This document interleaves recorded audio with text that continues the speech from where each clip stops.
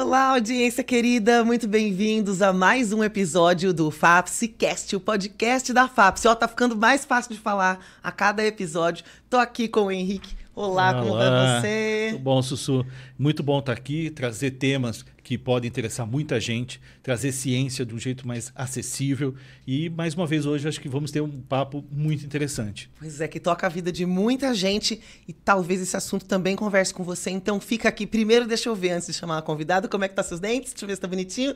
Isso, porque hoje tem uma exigência especial. Doutora Marta vai conferir, né, doutora? Bom dia, boa tarde, boa noite. Bem-vinda ao FAPSicast.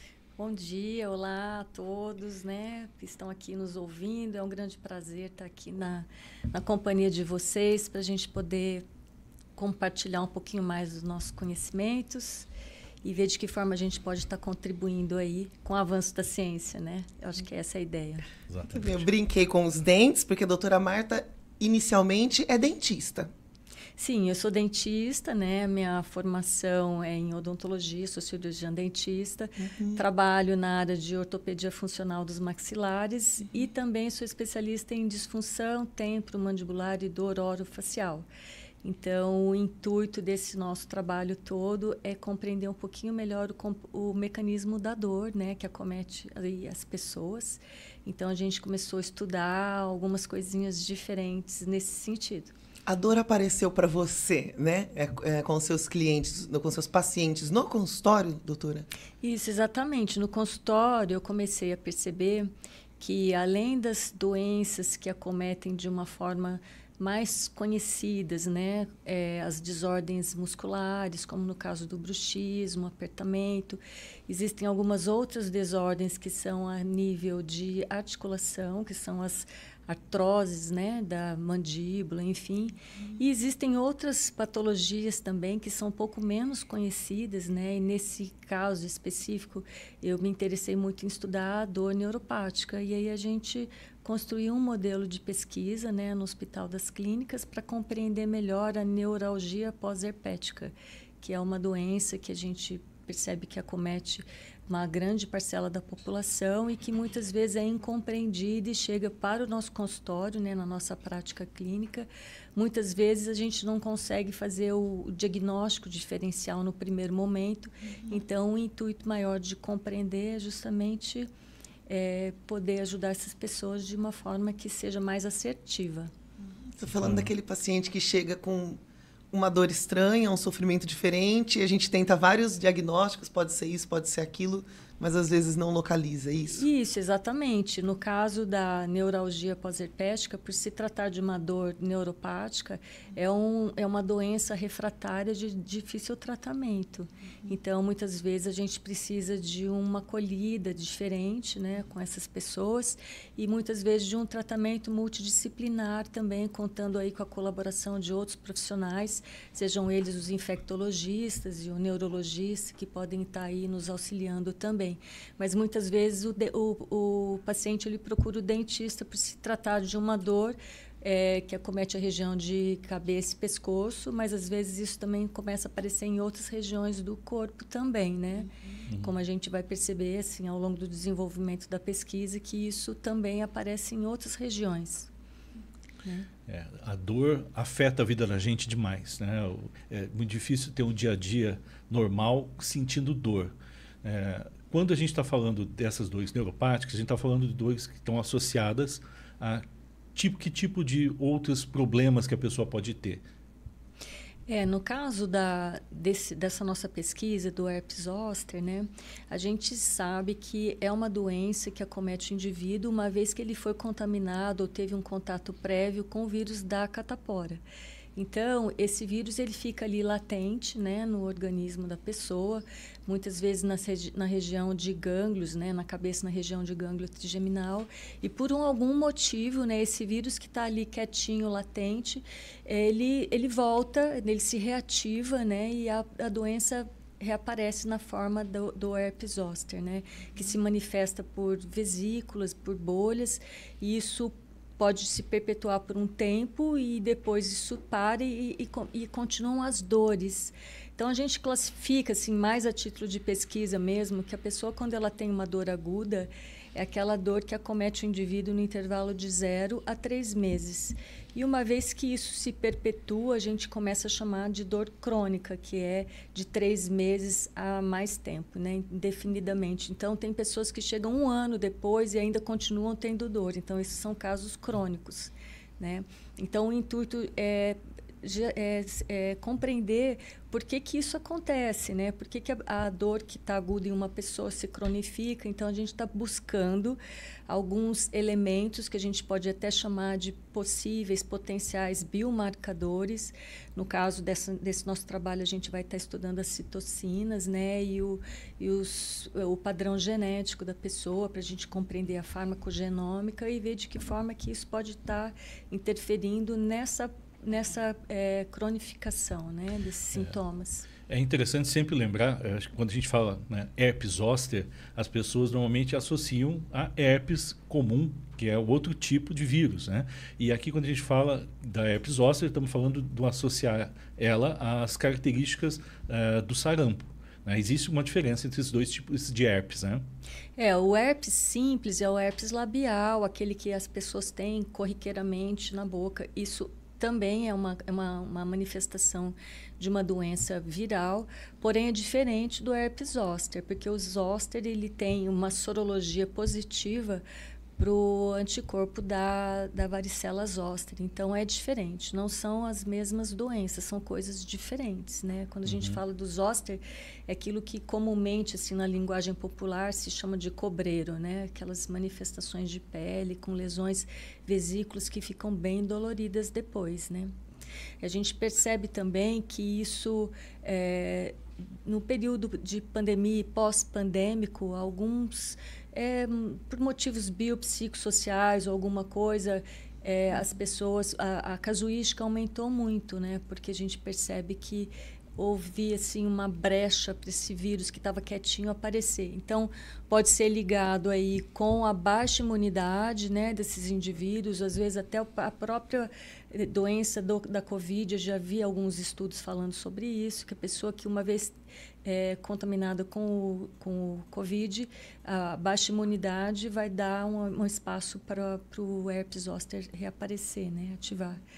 E fatores de estresse, de ansiedade, né? Pessoas imunossuprimidas também vão estar sendo mais suscetíveis ao reaparecimento do vírus, né? Como que o paciente percebe? Primeiro aparece alguma erupção, ou primeiro aparece dor, ou é coceira? O que acontece? Aparecem vesículas normalmente, né? São aquelas bolinhas. Se for na região de cabeça e pescoço, normalmente é na região de testa, nos olhos. Às vezes tem o herpes ocular, que ele pega o globo ocular mesmo no nariz, ou na mandíbula, ou em outras regiões do corpo, né? Braços, pernas, nas costas, nessa região de dermatos. Então, a pessoa vai perceber umas vesículas estranhas, umas bolinhas, e aquilo depois começa a arder, coçar e ter uma dor dependendo da pessoa, intensidade maior ou menor, né? Uma dor intensa, pode ser muitas vezes. Espalha-se pelo corpo? Se eu coçar em um lugar e tocar em outro lugar? Não, normalmente ela é localizada e geralmente é unilateral. O zoster ele é de um lado só, então normalmente é só do lado esquerdo ou do lado direito, né? Não espalha, a gente não vê que espalha, ficam lesões, sim, uma região cheia de vesículas, né? Pode ser uma região extensa, inclusive, né? Você disse que pode estar que está associado ao fato de ter tido anteriormente a catapora. Sim, é o mesmo vírus, é o vírus varicela zoster. Então, quem tem o herpes zoster teve necessariamente teve a catapora ou foi contaminado com a catapora e às vezes não manifestou, né? Se eu não tive, eu estou isenta, nunca vou pegar, nunca vou ter? É difícil saber se a pessoa tem ou não o vírus que está dentro do organismo, né? Porque é como o vírus está espalhado em todo lugar. Então, como o vírus da gripe, como o próprio vírus da Covid está no ar. Então, a gente é difícil afirmar, olha, estamos imunes aí, não vamos ter o zoster. É difícil, né? É transmissível de pessoa para pessoa? Se estiver na fase latente, provavelmente sim. Se estiverem as vesículas presentes, possivelmente esse vírus está podendo ser esparramado, né? Então, a pessoa que ajuda, de repente, nos cuidados de quem está manifestando tem que tomar um cuidado especial. Tem que ter cuidados, tem que ter cuidados na higiene, tem que ter cuidados no contato com a pessoa, né? Se estiver na fase ativa, sim. E a gente associa muitas vezes a questão da idade. Existe uma predominância em determinada faixa etária ou a gente tem uma distribuição na população de crianças, jovens, adultos e idosos? Olha, a maioria são adultos, que a gente percebe, a maioria são adultos, mas isso não descarta a possibilidade de aparecer numa pessoa mais nova, né, mais jovem. É que geralmente o idoso ele já tem outros acometimentos e muitas vezes a imunidade já está um pouquinho mais comprometida também, e aí abre uma porta para isso poder acontecer, né, uma possibilidade. Mas geralmente são adultos mesmo que a gente vê, a maioria dos casos, né? Dentro dos prejuízos que esse sofrimento traz, a dor, com certeza, já é o sofrimento suficiente, né? Mas tem outros prejuízos associados? O que pode acontecer, né, com a... Olha, eu vi já casos de pacientes que ficaram cegos quando acometeu o globo ocular, né? Que levou à cegueira, às vezes não total, mas às vezes parcial, uma perda aí de 70% da visão. Então, isso é uma lesão permanente, isso não vai recuperar, entendeu? Então, é muito grave, né? Agora, eu acho que a dor, né, em se tratando de intensidade de dor, isso é um quesito que prejudica demais a qualidade de vida das pessoas, né? Todo mundo que nos procura lá no nosso atendimento, lá na unidade de pesquisa clínica, na nossa pesquisa, é porque já não sabe mais o que fazer com essa dor que já foi invadida, já procurou vários profissionais e ninguém dá jeito, não sabe como resolver aquilo lá, e é uma coisa que incomoda muito, né? Pensa você conviver diariamente, todos os dias, com uma dor de moderada a uma dor intensa, né? E às vezes também não é só a dor, às vezes a pessoa sente uma coceira que fica aquela coisa que, nossa, incomoda, um prurido, que é um negócio muito desconfortável também, entende? Então, assim, eu acho que isso prejudica muito mesmo o dia a dia das pessoas, né? A gente vê, né, lê sobre isso e se fala que 1 a cada 3 pessoas teve ou vai ter herpes zoster na vida. Então, a gente ouve falar, talvez, aí, como comentou, alguma confusão no diagnóstico, às vezes, porque parece que é subdiagnosticado, né? Sim, eu tenho percebido isso, inclusive, né? Às vezes as pessoas vêm e estão recebendo um tratamento como se fosse uma alergia comum. Então, não é assim. A gente sabe que tem que ter um tratamento com antirretroviral, que são os medicamentos aí apropriados para tratamento do vírus, nesse caso específico. E no quesito dor, existem medicamentos que são altamente indicados para esse tipo de tratamento, né? Não vai ser um tratamento para uma dor leve que vai resolver o problema da pessoa. Muitas vezes, é por isso que a gente precisa do tratamento multidisciplinar, com a ajuda, inclusive, dos nossos colegas profissionais neurologistas, para poderem fazer prescrição medicamentosa adequada para esses indivíduos, né? Para que a pessoa que está em sofrimento de dor, ela se sinta acolhida, para que ela se sinta realmente recebendo o tratamento mais adequado para fazer um manejo clínico da dor que está, né, prejudicando tanto a vida dela, né? Geralmente, o que acontece primeiro é eu ver qualquer pomadinha que tem lá em casa e ficar passando qualquer coisa para tentar aliviar aquilo. A automedicação pode piorar a manifestação? Olha, a automedicação não é boa em nenhuma situação na vida da gente, né? Eu acho que existem profissionais maravilhosos, né? Eu acho que o intuito justamente dessa divulgação é para a gente poder alcançar um número maior de pessoas e poder dizer para essas pessoas que têm ou estão tendo ou já tiveram, né, o herpes zoster, que é essa doença altamente limitante na vida da pessoa, que existe sim tratamento, que existe sim uma forma de fazer um manejo mais adequado da dor que ela está sentindo, né? E que a gente gostaria, inclusive, de estar fazendo um convite, né, se for o caso, para essas pessoas, né, no nosso trabalho de pesquisa que acontece lá no Hospital das Clínicas. Na verdade, é o meu trabalho de mestrado que eu estou fazendo, vou divulgar um pouquinho aqui. Por favor.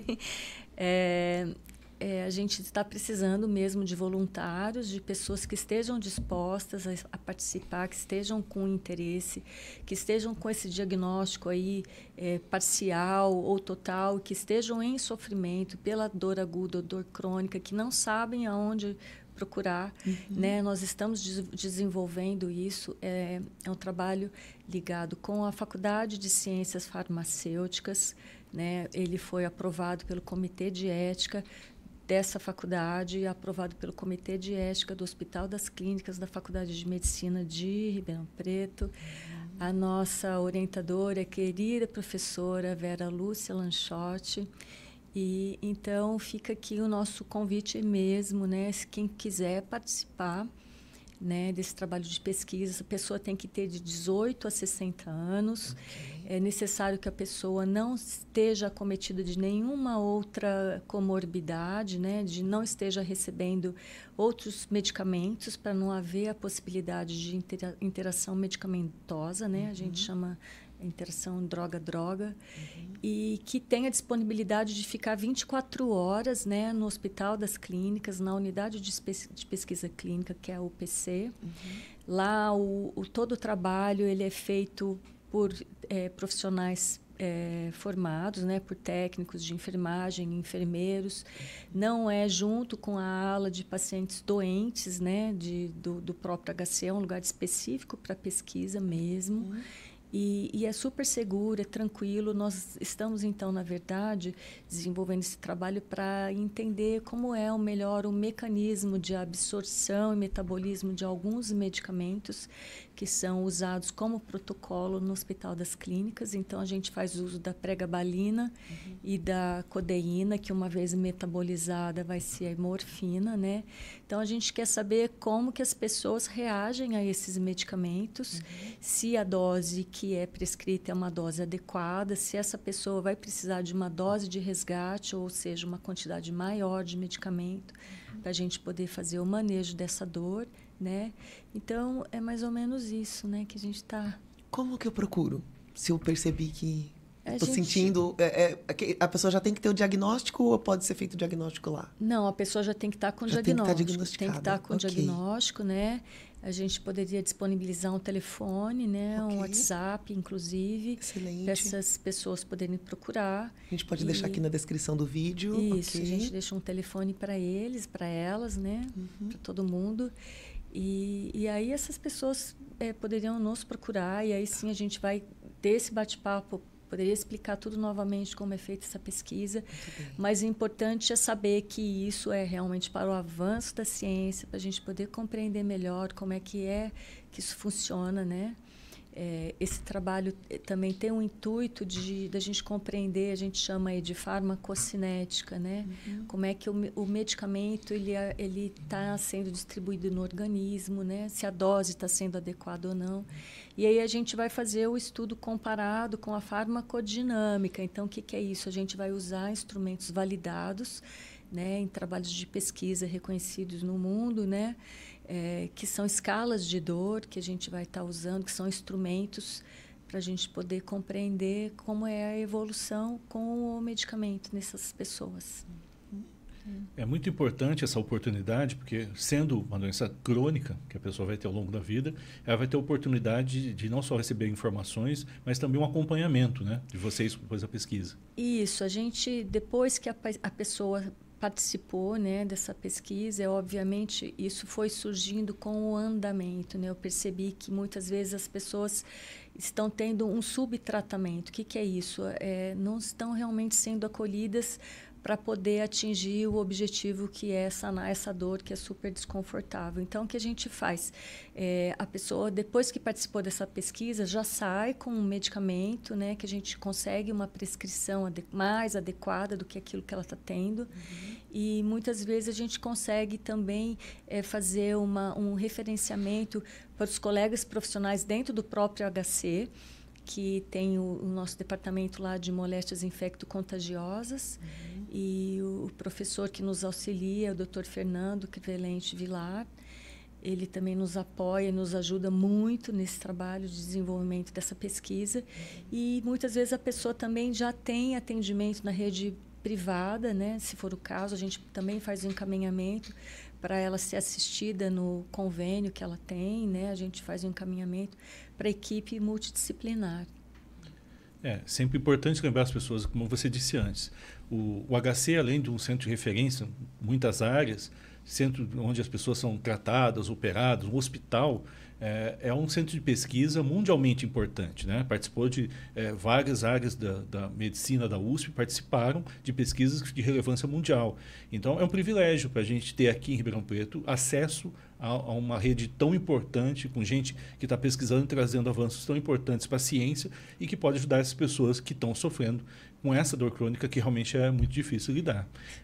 Sim, vale ressaltar que todo esse trabalho ele é feito de uma forma voluntária, né? A pessoa, uma vez que ela aderiu à pesquisa, em qualquer momento, se ela resolver desistir, ela pode desistir.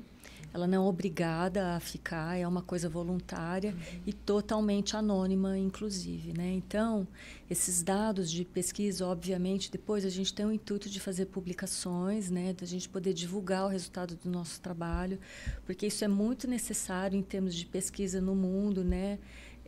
Eu tive a oportunidade, inclusive, de participar o ano passado num congresso em Toronto, que eu já apresentei alguns resultados preliminares. Então, a gente precisa de mais resultados para poder divulgar mais ainda essa pesquisa e poder compreender de que forma acontece a transição, né, dessa dor aguda para a dor crônica. Nós não temos essa resposta no mundo, e seja ela no quesito do herpes zoster, ou pode ser também, se for possível fazer uma comparação, né, lombalgia, né, que são pessoas que têm dor crônica na região lombar, ou qualquer outro tipo de dor crônica também. Já tive a oportunidade de participar de pesquisas com pacientes com câncer de mama, que foi feita a mastectomia e que continuam com essa dor depois do período de pós-cirúrgico. Então, assim, a dor é sempre uma coisa que nos inquieta, né? É uma coisa preocupante e é uma coisa que acomete a população no mundo inteiro, né? Não é uma coisa que é regional, é uma coisa específica, não é de um grupo específico, realmente é um sofrimento das pessoas. Então, eu gostaria de mudar um pouquinho esse olhar, né, para que a gente pudesse fazer isso de uma forma com uma empatia maior, né, de que forma a gente pode realmente estar contribuindo aí com a sociedade, de que forma a gente pode estar contribuindo com as pessoas, de que forma a gente pode estar usando o nosso conhecimento para poder melhorar mesmo a condição de vida, né? E qual que é o horizonte da ciência hoje quando a gente está falando de herpes zoster? Tem algum avanço importante? Que caminho está tomando a pesquisa? Temos vacina? Como que está isso? Isso, tem uma vacina promissora, né, que já está no mercado, porém essa vacina ela existe ainda, né, no momento só para a rede privada. Ela ainda não está disponível na rede pública, existe até uma demanda muito grande para isso. A gente gostaria que as autoridades, né, se fosse possível, alcançá-las, né, assim dizendo, voltasse a olhar para isso, né, para que realmente isso pudesse ser conseguido para as pessoas na rede pública, né? Essa vacina ela está disponível, mas ela não é, como eu falei, ela não é acessível para todos ainda, né? Interessante. E nesse tratamento, quando vocês estão fazendo pesquisa, a gente está percebendo aí que vai ser um tratamento voltado exatamente para discutir o que a pessoa está sendo medicada, que ela está tomando de remédio e os avanços que a pessoa pode ter com o tratamento a partir da pesquisa de vocês. Isso, exatamente. A gente quer saber como o medicamento está atingindo o organismo de uma forma geral, se a pessoa está fazendo uso da dose certa, ou não, né? Ou não. Né? De que forma, inclusive, a genética pode estar aí interferindo no metabolismo desses medicamentos. A gente sabe que, por exemplo, a codeína e os seus metabólitos são altamente inferidos pelo padrão genético da pessoa de metabolismo. E isso, no dia a dia da prática clínica, a gente não faz esse acesso, né? A gente não sabe. Então, as doses, elas são feitas de uma forma genérica, a gente não tem uma prescrição individualizada. Isso seria o ideal, né? Inclusive, no avanço da ciência para tratamento de câncer, a gente vê que existe o tratamento que é mais individualizado mesmo para a pessoa. Então, isso seria o ideal em termos de terapêutica, mas ainda estamos longe disso, né? Eu queria falar um pouquinho da dor em si. Porque a gente muitas vezes se usa como régua para a dor do outro, né? Ah, mas eu já tive um negocinho desse, mas em mim não doía tanto assim. né? A gente atribui, às vezes, o sofrimento do outro a uma frescura, uma fragilidade maior. A gente sente a dor de maneira diferente? A gente sente, a gente sente. Existe, inclusive, um limiar de dor, que é uma coisa individual, né? É uma coisa que cada pessoa tem, fisiologicamente falando, né? Uma capacidade, uma predisposição, aí, vamos dizer, para sentir mais ou menos dor. Né? Então, é muito subjetivo, realmente, né? Você saber, dentro de uma escala de 0 a 10, né? Para mim, pode ser eu posso estar sentindo uma dor terrível, para você pode ser uma coisa diferente. Então, realmente, é individual. Agora, eu acho o principal ponto é a gente fazer uma escuta da dor. Né? A gente saber que se a pessoa fala dói, é porque realmente está doendo de alguma forma. Né? Então, eu acho que isso é a delicadeza, eu acho que isso vem da sensibilidade do profissional para poder realmente entender que aquilo está incomodando de alguma forma. Né? E de que forma que isso está incomodando. Então, vamos tentar escutar, fazer essa escuta, porque dor é um universo muito amplo, né? Quando a gente entra nas subjetividades, aí a gente pode estar falando, inclusive, de dores que são dores emocionais, que são dores psíquicas, que são dores que irão refletir nesse organismo da pessoa de alguma forma, porque não tem como dissociar, né? O corpo, a mente, o espírito, a alma, é tudo, né? Dentro do indivíduo. Então, estou ampliando um pouquinho a sua pergunta. Sim, por favor. Nessa resposta um pouquinho mais ampla, para a gente poder entender que realmente precisamos nos tratarmos, né? Assim, as pessoas de uma forma em geral, com um pouco mais de carinho, com um pouco mais de atenção, né? Que eu acho que é isso que está faltando muito hoje em dia no ser humano, né? Assim, e nós profissionais temos uma responsabilidade imensa nesse quesito, né? Então, não é porque a pessoa tem mais ou menos condição financeira, não é porque a pessoa tem mais ou menos acesso ao tratamento que ela não vai ser assistida. Então, eu acho que esse paradigma que a gente tem que romper, né? É importante isso porque, como você falou, a gente precisa quase dialogar com essa dor, perceber o que ela representa, porque existe também a tendência das pessoas de simplesmente falar, passo na farmácia, pego algum remédio, tirar a dor imediatamente.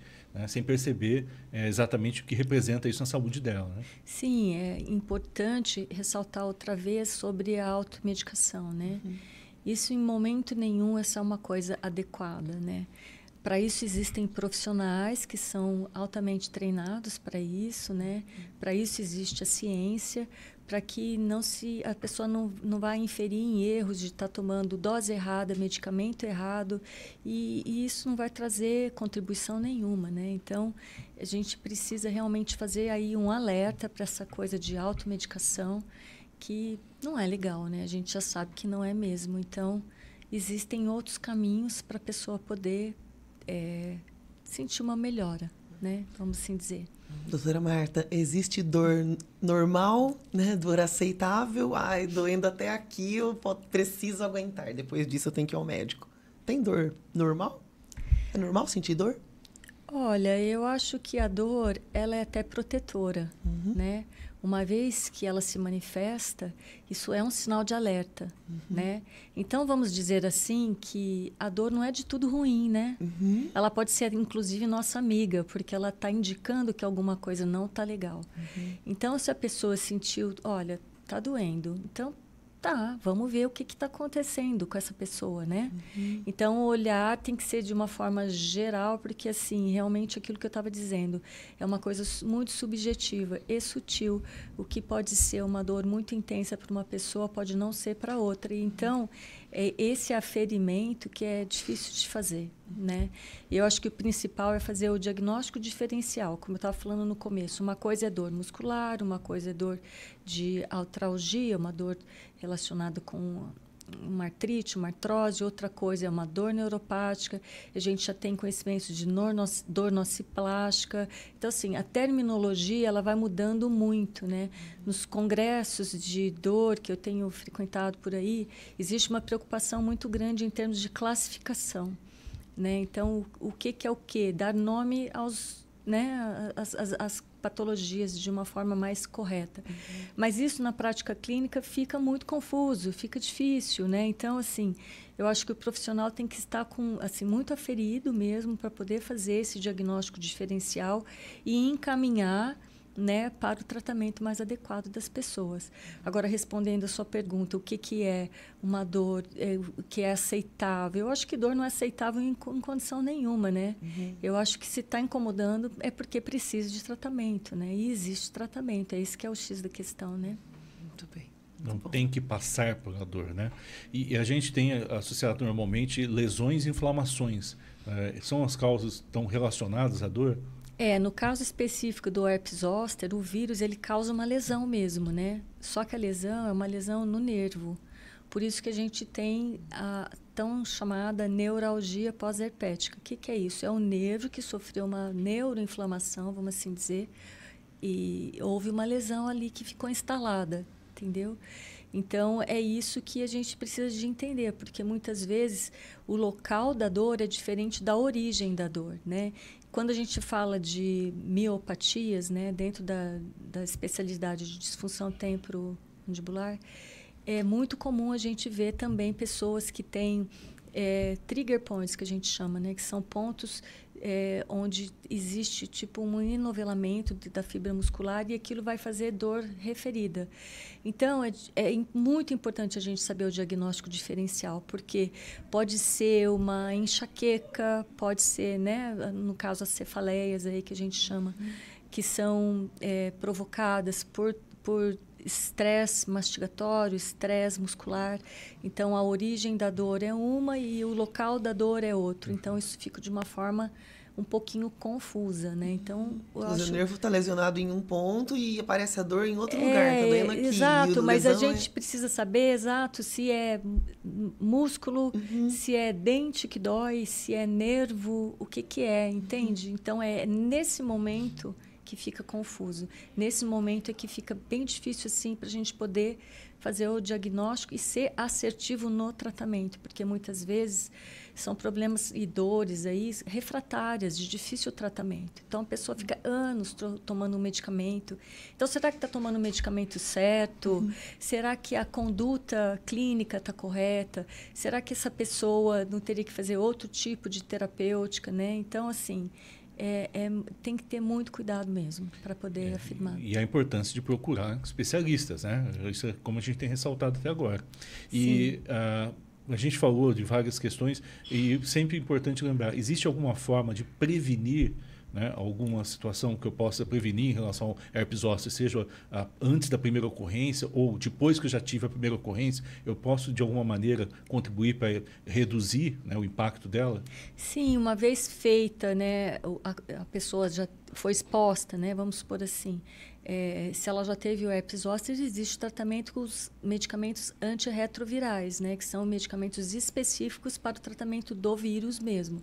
Então, isso diminui a possibilidade de que ela possa vir a ter no futuro outra recorrência da patologia, entende? Então, tem que ser feito realmente o manejo clínico e o manejo medicamentoso adequado, né?